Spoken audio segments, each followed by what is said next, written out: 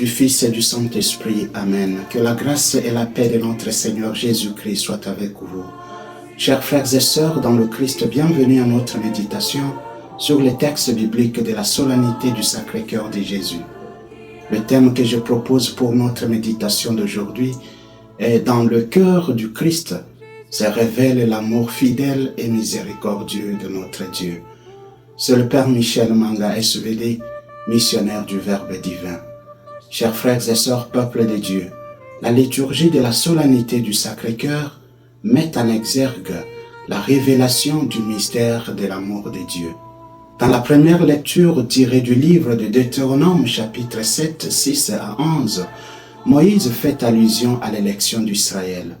Le texte dit « Si le Seigneur s'est attaché à vous, ce n'est pas que vous soyez le plus nombreux de peuples, c'est par amour pour vous. » D'un point de vue exégétique, Moïse rappelle à Israël qu'il est un peuple consacré au Seigneur. Le mot consacré, kadosh, en hébreu, signifie mis à part pour Dieu. Israël n'est pas choisi parce qu'il est puissant ou nombreux. Au contraire, il est le plus petit de tous les peuples. L'élection divine bien-aimée renverse donc les critères humains de grandeur. Dieu choisit par pure grâce. L'histoire d'Israël n'est pas d'abord une histoire de performances religieuses, mais une histoire de la manifestation de l'amour de Dieu dans la libération d'Israël de la maison d'esclavage. Sur le plan théologique, ce passage montre que Dieu est fidèle, libre et aimant. Son amour précède toute réponse humaine. Dieu aime, choisit, libère et demande ensuite une réponse d'obéissance. Ainsi, cette obéissance n'est pas une condition pour être aimé, mais la conséquence d'un amour déjà reçu. En d'autres termes, Dieu nous aime gratuitement. Son amour ne se mérite pas. Avant même que nous le cherchions, il nous a déjà choisis. Avant même que nous l'aimions, il nous a déjà aimés. Saint Jean reprend cette même vérité en disant « Ce n'est pas nous qui avons aimé Dieu, mais c'est lui qui nous a aimés le premier. » 1 Jean chapitre 4 verset 10. Voilà le cœur de la foi chrétienne bien-aimée.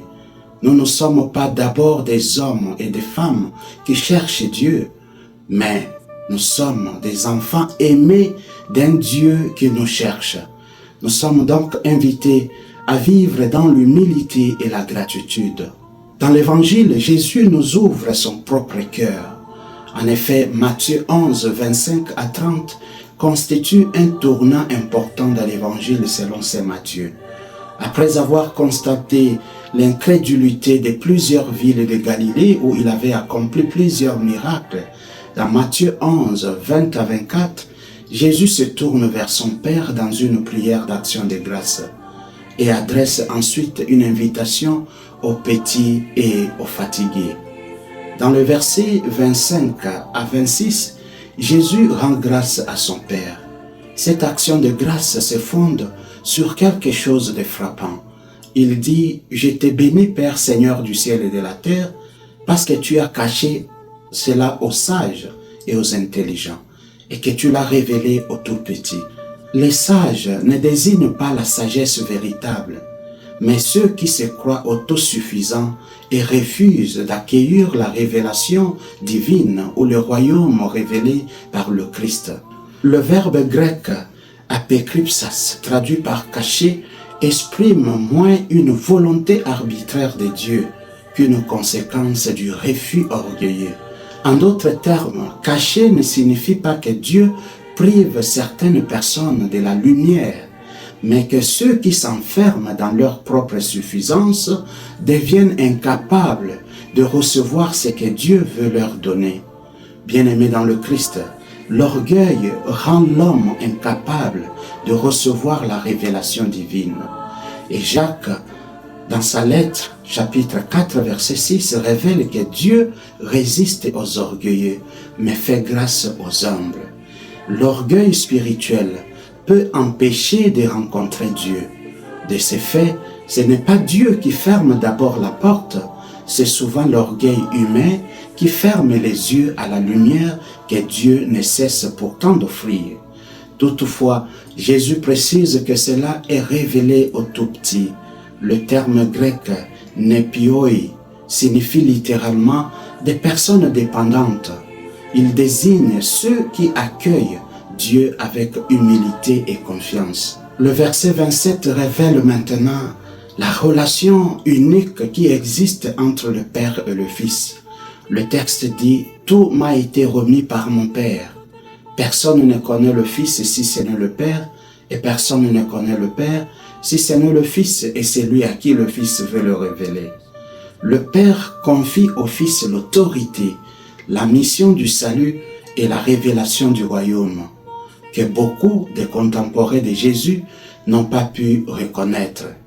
Le verbe grec « epiginoskeion », traduit par « connaître », exprime une connaissance profonde et personnelle, une intimité et non une simple connaissance intellectuelle. Donc, le problème du refus se justifie par manque de communion avec Dieu. Jésus apparaît ici comme le révélateur du Père, car il est en parfaite communion avec lui. Après, Jésus se tourne vers les fatigués et les chargés. Il dit « Venez à moi, vous tous qui peinez sous le poids du fardeau, et moi je vous procurerai le repos. Prenez sur vous mon joug et devenez mes disciples, car je suis doux et humble de cœur. » Dans la tradition juive bien-aimée, on invitait à venir vers la loi. Ici, Jésus invite à venir à sa propre personne. Nous découvrons ici un contraste étonnant.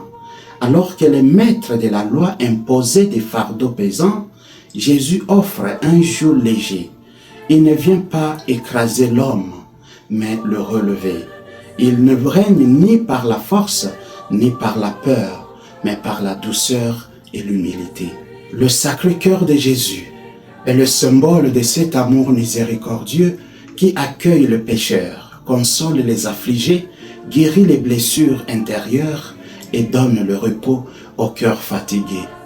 Combien de personnes aujourd'hui bien-aimées portent des fardeaux invisibles, inquiétudes pour la famille, difficultés économiques, maladies, solitude, blessures affectives, déception et découragement. À tout cela, Jésus répète « Venez à moi ». Il ne dit pas « Résolvez d'abord tous vos problèmes », mais « Venez à moi ».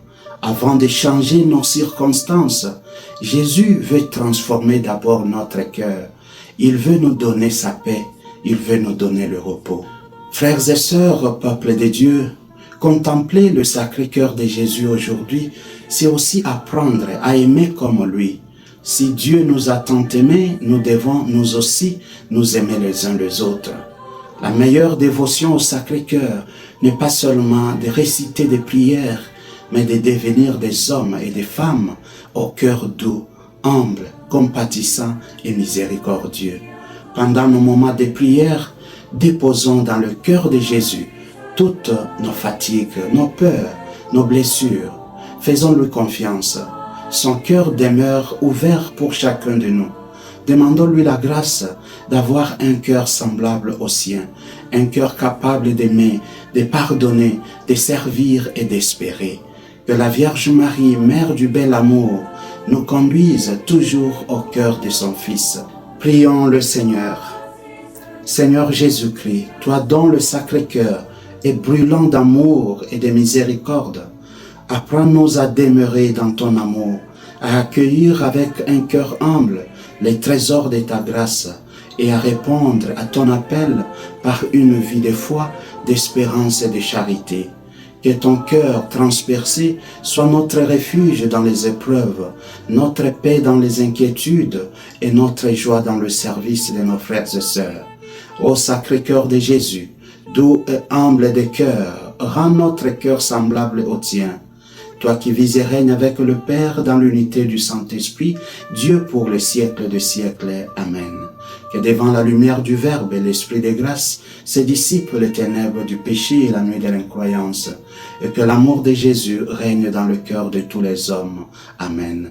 Que Dieu Tout-Puissant vous protège et vous bénisse, au nom du Père, et du Fils et du Saint-Esprit. Amen.